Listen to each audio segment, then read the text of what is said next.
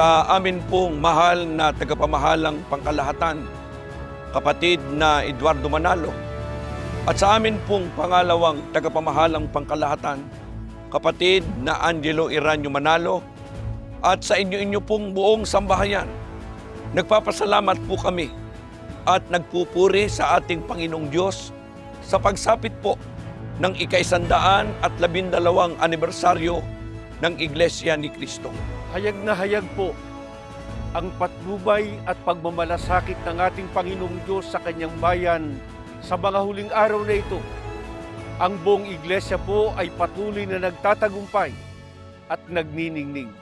Kaya mula po sa lahat ng mga ministro, mga manggagawa, kasama po ang aming buong sambahayan at maging ang lahat ng mga may tungkulin at mga kapatid dito po sa distrito ng Caloocan North ay bumabati po sa inyo at sa lahat ng mga kapatid sa buong mundo.